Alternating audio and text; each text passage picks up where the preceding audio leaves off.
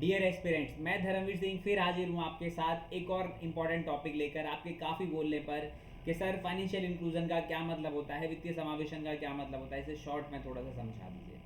तो बिल्कुल आज हम इसको बिल्कुल शॉर्ट में समझने वाले हैं और आपको मुझे लगता नहीं है कि फिर कोई दिक्कत होने वाली है इस टॉपिक में। तो चलिए शुरू करें। तो देखिए, वित्तीय समावेशन या फाइनेंशियल इंक्लूजन, फाइनेंशियल से आप समझते हो पैसों से संबंधित, इंक्लूजन मतलब होता है इंक्लूड करना, चीज़ों को जोड़ना। तो किस में जोड़ना है, कहाँ जोड़ना है, फाइनेंशियली चीज़ों को कहाँ जोड़ना है, तो इसको शॉर्ट में समझने की कोशिश करते हैं। चलिए देखिए, सबसे पहली चीज़ इसे मैं समझाऊँ आपको। सबसे पहली चीज़ आप बताओ मुझे, सिस्टम। सिस्टम का क्या मतलब होता है? तो सिस्टम मतलब होता है एक व्यवस्था। ठीक है, जैसे कंप्यूटर होता है तो कंप्यूटर को सिस्टम बोलते हैं। तो क्या मतलब होता है? कंप्यूटर का मतलब सिस्टम इसलिए बोलते हैं क्योंकि उसमें सारी चीज़ें सिस्टमेटिक वे में अरेंज होती हैं। वैसे ही हमारी बॉडी भी तो एक सिस्टम है ना, जिसमें सारी चीज़ें, ऊपर ब्रेन है, फिर हार्ट, लंग्स, लीवर, सब चीज़ एक सिस्टमेटिक वे में अरेंज है। ऐसे ही हर चीज़ का एक सिस्टम होता है, वैसे ही पैसों का भी एक सिस्टम होता है, फाइनेंशियल सिस्टम। जैसे कंप्यूटर बनाया जाता है प्रॉपर आउटपुट लेने के लिए, शरीर बनाया गया है प्रॉपर आउटपुट के लिए, ऐसे कोई भी सिस्टम बनाया जाता है उसका एक रीज़न होता है। जैसे फाइनेंशियल सिस्टम, पैसों की व्यवस्था जो की जाती है वो किस लिए की जाती है कि सरप्लस एरिया से डिमांड एरिया की तरफ पैसों का मूवमेंट कराना। ठीक है, सरप्लस मतलब ज़्यादा, डिमांड मतलब कम। आप ऐसे कहो कि ये होता है सरप्लस और ये होती है डेफिसिट।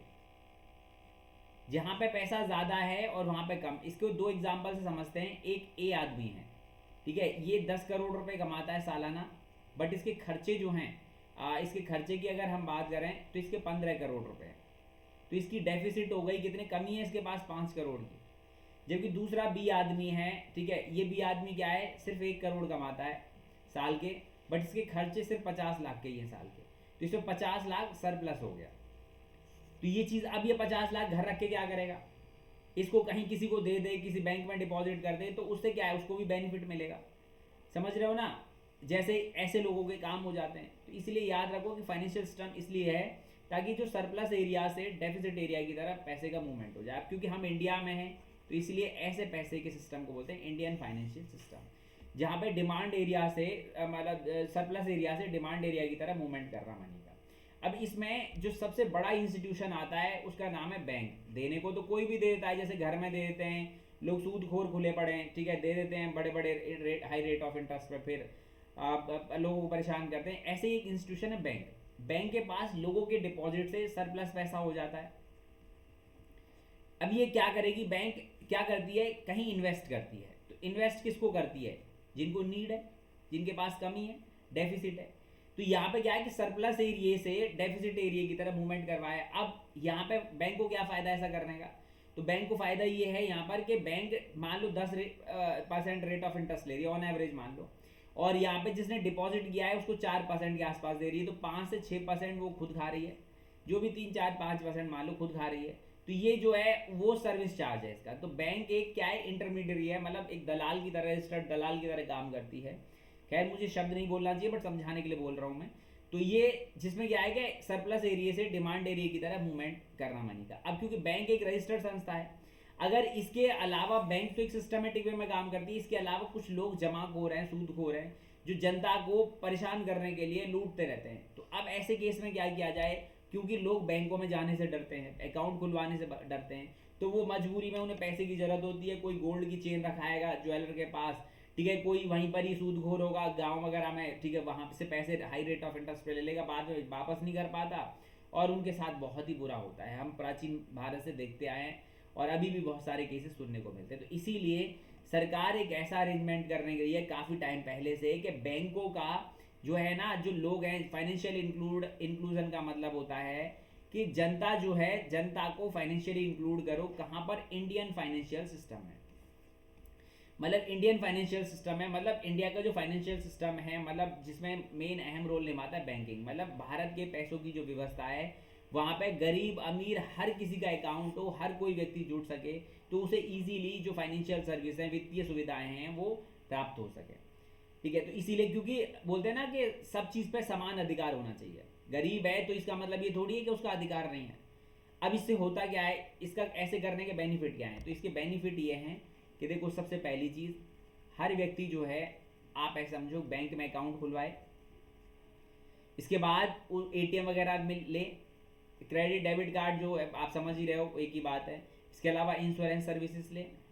तो इससे होता क्या है कि आम व्यक्ति जो लोगों की वैसी जो चीज़ें हैं उनसे दूर मतलब अलग हो जाएगा, मतलब जो कोई मिसयूज़ नहीं कर पाएगा उनका, एक प्रॉपर सिस्टमेटिक वे में चीज़ें काम होंगी। दूसरी बात, सरकार के पास इसका रिकॉर्ड रहेगा, जिससे सरकार को पता रहेगा कि कौन कितना गरीब है, क्या है, कैसे है, तो सरकार उस हिसाब से प्रॉपर अरेंजमेंट कर पाती है। जैसे एक एग्जाम्पल के लिए समझिए कि 121 करोड़ जनता थी हमारी 2011 के सेंसस के अकॉर्डिंग, और अभी 135 करोड़ के आसपास है।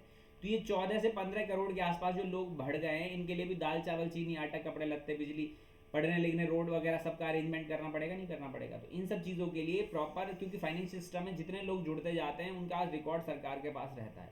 जो जुड़ते ही नहीं है उनका प्रॉपर रिकॉर्ड नहीं होता है। बोलोगे सेंसस से हो जाता है ये सब चीज़ें, बट सेंसस से फाइनेंशियल चीज़ें डिटेल तो नहीं आती ना। तो इसीलिए ये सब चीज़ें ज़रूरी हैं। अब इसके लिए क्या किया जा रहा है कि फाइनेंशियल सिस्टम में कैसे जुड़े, तो यहाँ पे बैंक्स खोली जा रही हैं, बैंकों की ब्रांच गाँव तक पहुँचाई जा रही है, पहुँची भी गई है ऑलमोस्ट बहुत सारे। 1969 में नेशनलाइजेशन हुआ था बैंक्स का, इसीलिए ताकि फाइनेंशियल इंक्लूजन के तहत कि ज़्यादा से ज़्यादा बैंकिंग सुविधाएं गरीब लोगों तक, आम लोगों तक पहुँचाई जा सके। तो यही है इन शॉर्ट, अगर मेरी भाषा में बोलो तो फाइनेंशियल सिस्टम का मतलब होता है कि भारत के आम जनता को कहाँ पर, भारत के पैसों की व्यवस्था में जोड़ना। अगर आप डेफिनेशन की बात करते हो तो डेफिनेशन, जो सिंपल डेफिनेशन है वो है वित्तीय समावेशन या फाइनेंशियल इंक्लूजन की हिंदी में अगर बोलते हैं का मतलब है कि मतलब समाज के पिछड़े एवं कम आय वाले लोगों को वित्तीय सेवाएं प्रदान करना, फाइनेंशियल चीज़ें प्रदान करना। इसके साथ ही ये सेवाएं उन लोगों को वहन करने योग्य मूल्य पर मिलनी चाहिए। जैसे basic saving bank deposit accounts है, जिन्हें नो फ्रिल अकाउंट्स भी कहा जाता था, कि जीरो बैलेंस अकाउंट आप बोलो, कि नॉर्मली लोगों को लगता है कि यार बड़ी दिक्कत है, इतना ड्रामेबाजी होती है, फिर चार्जेस लगते हैं। तो अब ऐसा कुछ नहीं है। जो गरीब लोग हैं उनको जीरो बैलेंस मेंटेन करने पर एक बैंक अकाउंट खुल सकता है, और उसमें केवाईसी नॉर्मल है, कोई ज़्यादा फॉर्मेलिटीज़ नहीं होती, आपको पता ही है, ठीक है। पहले ही प्रधानमंत्री जनधन के तहत कितने खाते खुलवाए गए थे, सिर्फ किसको ध्यान में रखते हुए, फाइनेंशियल इंक्लूजन को ध्यान में रखते हुए। अगर इंग्लिश में अगर आप बात करो तो financial inclusion is a defined as availability and equality of opportunity to access financial service. देश के हर व्यक्ति को फाइनेंशियल सर्विस मिलना और उसको सर्विसेज वहाँ तक पहुँचाना का जो सिस्टम है उसे फाइनेंशियल इंक्लूजन बोलते हैं।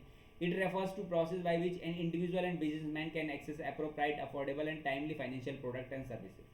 हर व्यक्ति को टाइमली और उनके आसपास के एरिया में फाइनेंशियल प्रोडक्ट्स और सर्विसेज मिल सकें। जैसे एग्जांपल के लिए बैंकिंग सर्विस, लोन मिलना, ठीक है, इक्विटी वगैरह, शेयर्स वगैरह जैसे है, और इंश्योरेंस प्रोडक्ट वगैरह मिलना। तो जिससे क्या होगा कि भाई कोई पैसे वाला आदमी है, उसी को ही थोड़ी है यार, उसने कौन सा मतलब कोई बड़ा काम कर दिया कि उसी को ही सारी चीज़ें मतलब मिले, सुविधाएं मिले। आम जनता को भी तो मिलनी चाहिए ना।